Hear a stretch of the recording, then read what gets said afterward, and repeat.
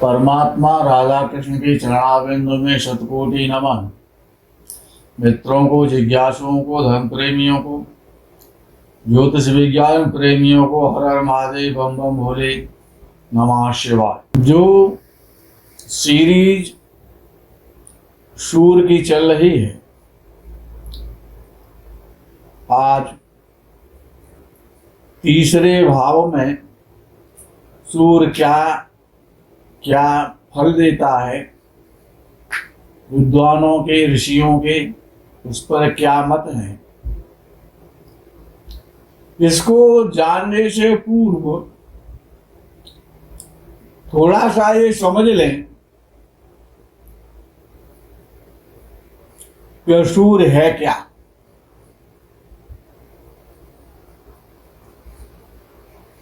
ऋषियों ने कहा ब्रह्म स्वरूपिणे सूर्य नारायणाय नमः।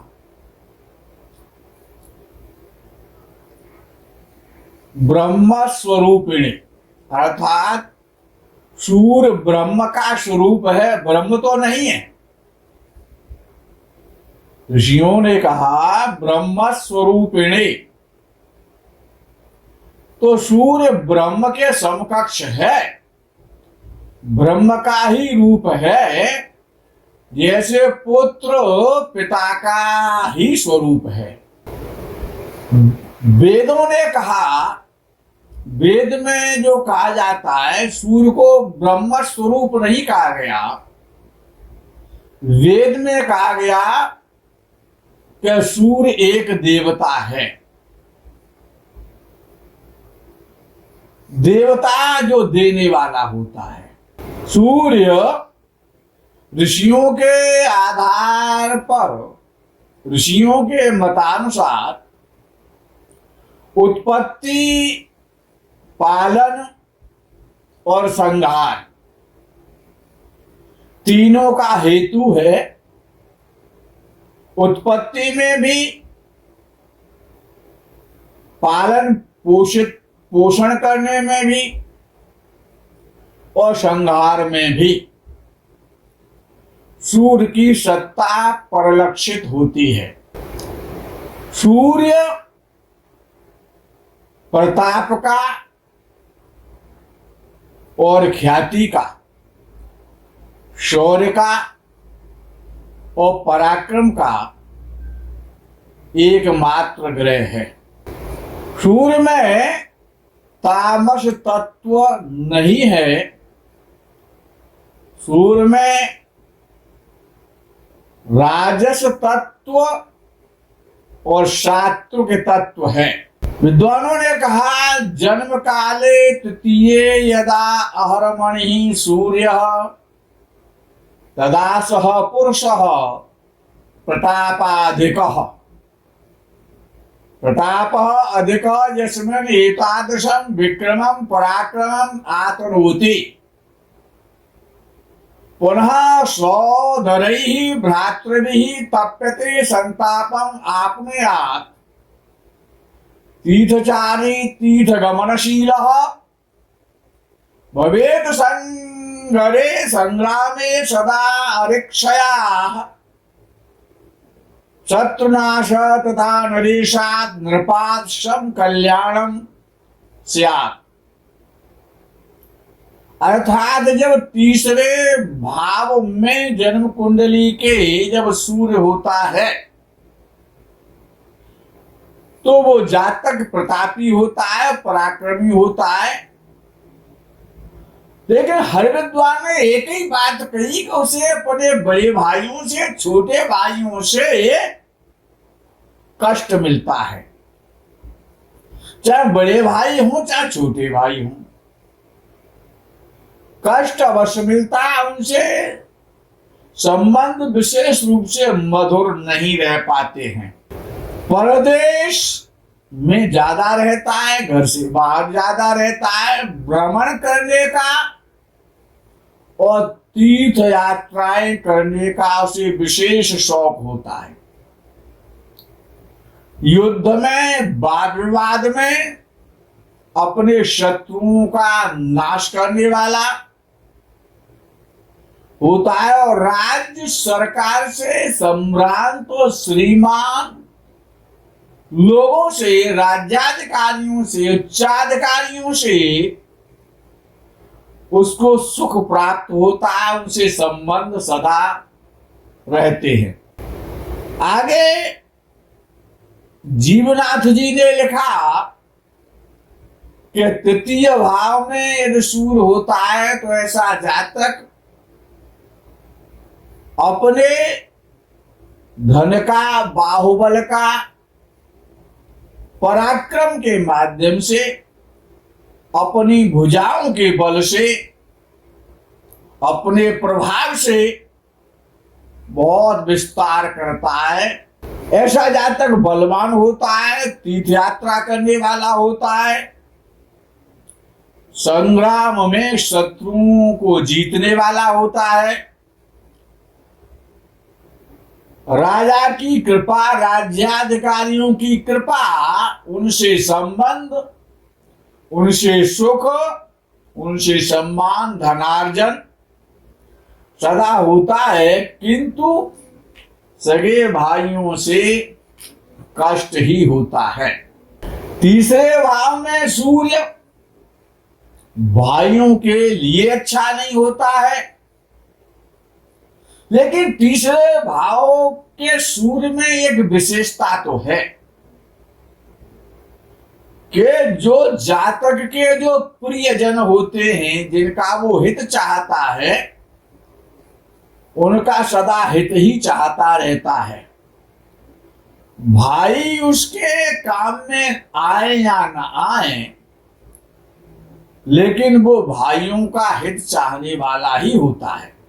तीसरे भाव में जब सूर्य होता है तो स्त्री का सुख और पुत्र का सुख दोनों प्रकार से सुख मिलते हैं।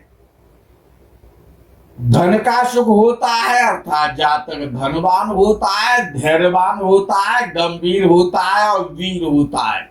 दूसरों का उत्कर्ष यानी दूसरों की उन्नति देख करके ऐसा जातक सदा प्रसन्न होता है, खुश होता है।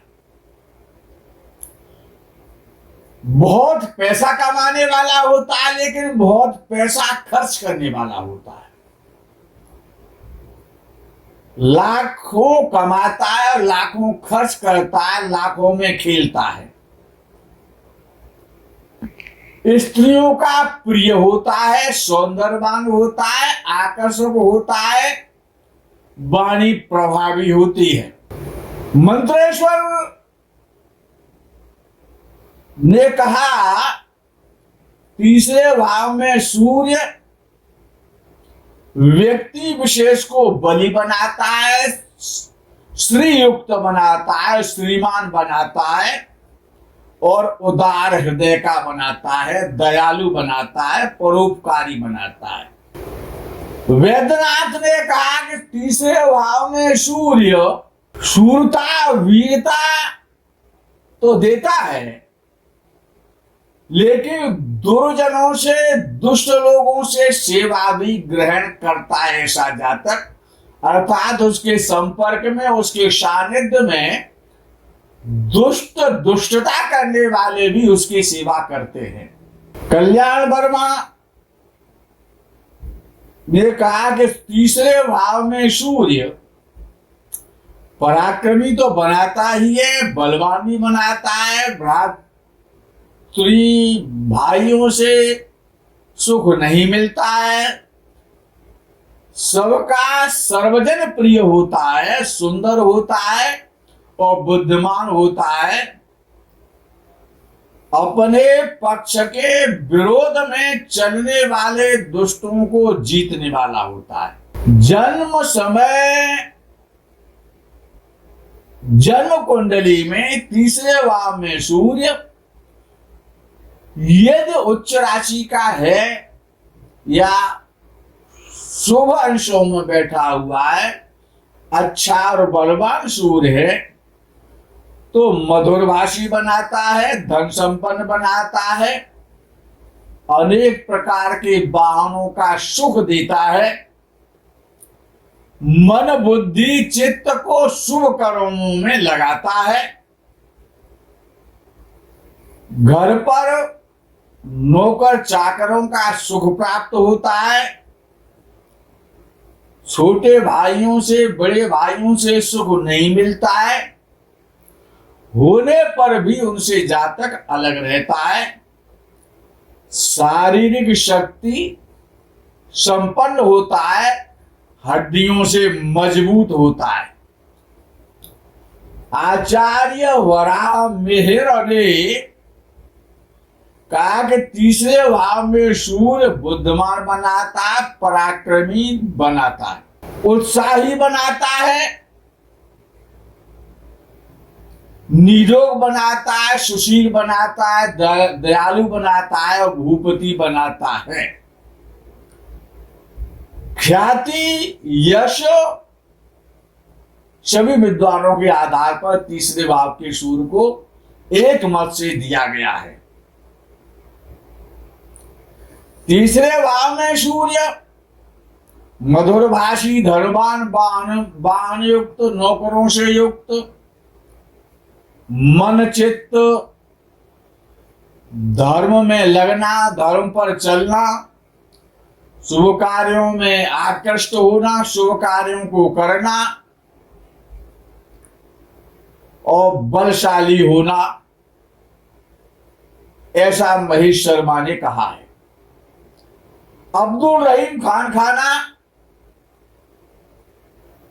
कहते हैं कि किफायती होता है, नामवर होता है, निरोग होता है, मधुर भाषी होता है, स्त्रियों का उपभोग करने वाला होता है, अच्छी अच्छी सवारियों का सुख भोगने वाला होता है, धनवान होता है, क्रोधहीन होता है। ये अब्दुल रहीम खान खाना कह रहे हैं। हमारी समझ से परे है। तीसरे भाव में सूर्य हो, जातक क्रोधी ना हो, ऐसा संभव नहीं लगता है। ये हमारा अनुभव है। भृगु ऋषि ने कहा कि तीसरे भाव में सूर्य विशेष रूप से जातक को बुद्धिमान बनाता है। भोगी, विलासी, सवारी का सुख, दृढ़ निश्चयी, धनी और शांत, गंभीर बनाता है। भाई बंधुओं का सुख नहीं मिलता है। धनवान होना, शांत वृत्ति होना, ऐसा प्रतीत होता है कि ये फल तब होता है कि जब सूर्य स्त्री राशि में हो। अन्य जितने भी फल हैं, जब तीसरे भाव में सूर्य पुरुष राशियों में होता है तो वो सभी समस्त फल मिलते हैं जो आप सुन रहे हैं। लेकिन धनवान और शांति वृत्ति वाला, अक्रोधी, जिसे क्रोध न आए, ऐसा स्त्री राशि में संभव है। तीसरे भाव में मेष राशि का सूर्य दुर्बल विचारों का, आलसी, शरीर को कष्ट ना देने वाला, यानी शरीर से परिश्रम नहीं करना है, बड़ी बड़ी बातें बनाने वाला, बातूनी और उपद्रवकारी बनाता है, निरुद्यमी बनाता है। शेष राशियों में मेष राशि को छोड़ करके जो भी 11 राशियां हैं, पुरुष राशियों में रवि हो, शांत, विचारशील, बुद्धिमान, सामाजिक शिक्षा संबंधी, राजकीय काम में भाग लेने वाला, सामाजिक और नेता, स्थानीय स्वराज्य संस्थाओं में, लोकल बोर्डों में चुनाव लड़ने वाला, अध्यक्ष और उपाध्यक्ष का पद प्राप्त करने वाला, बड़ी बड़ी कंपनियों का डायरेक्टर, सीईओ, किसी भी स्थान पर जातक रहे लेकिन अपना अधिकार, अपनी सत्ता रखता है, अधिकार पूर्ण अधिकार से बात करता है, जिसके जो नीचे जो आश्रय में जो लोग रहते हैं वो इसका प्रेम पूर्वक कार्य करते हैं। मिथुन, तुला और धनु राशि में रवि यदि तीसरे भाव में हो तो मनुष्य लेखक, प्रकाशक, प्रोफेसर, एडवोकेट आदि व्यवसायों में प्रायः सफल देखा गया है। हमारा जो अपना जो निजी मत है,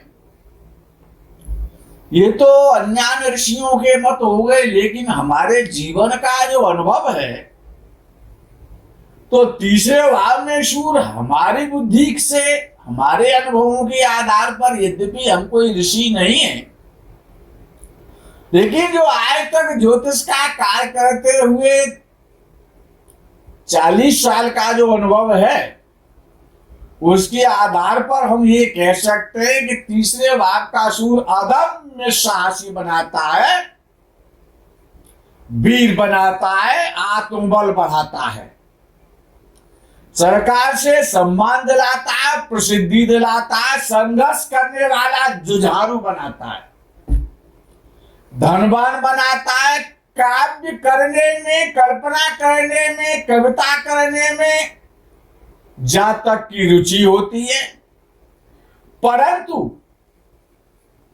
रिश्तेदारों से, भाइयों से खुशी और सम्मान प्राप्त नहीं होता है।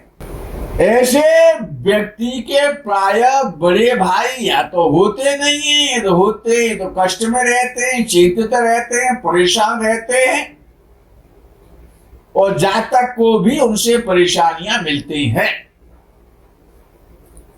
ऐसा जातक सेल्फ मेड, स्वयं कमाकर खाने वाला होता है, अपने जीवन में जितनी भी उन्नति करता है वो अपने बाहुबल के आधार पर करता है, ईश्वर को मानने वाला होता है। यदि सूर्य तीसरे भाव में नीच इत्यादि राशि का हो या पाप पीड़ित हो जाए तो चाल चलन बिगाड़ सकता है,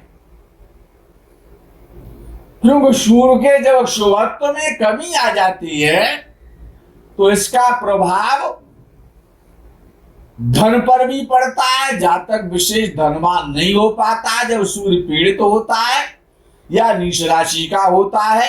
अन्य संबंधों पर भी प्रभाव पड़ता है समय समय पर, लेकिन धन के प्रति जातक थोड़ा चिंतित हो जाता है।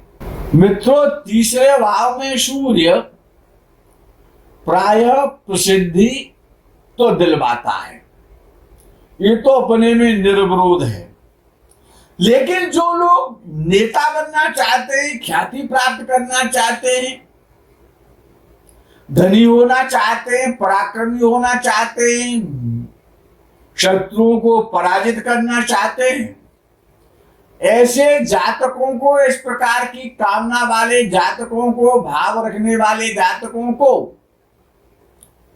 सूर्य की साधना नित्य प्रातः काल अरुणोदय में करनी चाहिए।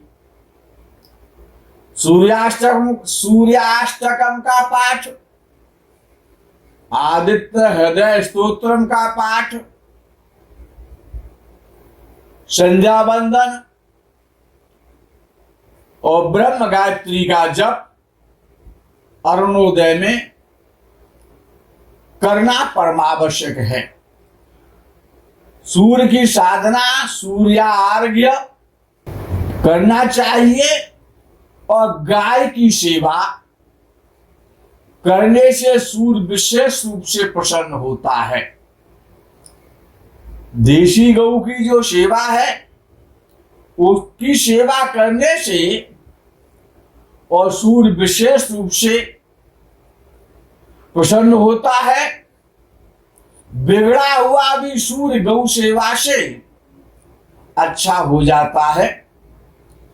गौ सेवा करे, सूर्य की साधना करे, ब्रह्म मुहूर्त में जगना, सूर्य की साधना करना, सूर्यार्घ्य देना, आदित्य हृदय स्तोत्र अन्य स्तोत्रों के माध्यम से सूर्य की साधना करना, जीवन में यश प्राप्त करने के लिए गौ सेवा, लोक और परलोक संभालने के लिए गौ सेवा, सूर्य की साधना और गौ सेवा। जीवन में किसी की सेवा हो या ना हो, माता पिता का सम्मान, माता पिता की सेवा, उनके सुख दुख का पूर्णतया ध्यान रखना और गौ की सेवा, गाय की सेवा, ब्रह्म मुहूर्त में शैया का त्याग करना, सूर्य की साधना, इतना व्यक्ति करता रहे, किसी भी ग्रह का दान करने की, ग्रहों का जप करने की आवश्यकता नहीं पड़ती है। लेकिन ये सर्वथा सर्वदा नित्य परमावश्यक है। गाय के लिए ऋषियों ने, वेद में तो यहां तक कहा है कि प्रातः काल अरुणोदय में, जिस समय भगवान भास्कर उदयाचल से जब उदय हो रहे होते हैं, उस समय गाय का दर्शन करने मात्र से, गाय की सेवा करने से, गाय का दर्शन करने से प्रातःकालीन वेला में समस्त देवताओं के दर्शन का लाभ प्राप्त हो जाता है। मित्रों, जीवन अल्प है, समय अल्प है, समय की मर्यादा है, समय मूल्य है, अमूल्य है, समय ही सब कुछ है। समय का ध्यान रखना है। वीडियो को यहीं विराम करेंगे। हर हर महादेव, बम बम भोले, नमः शिवाय, जय गौ माता की।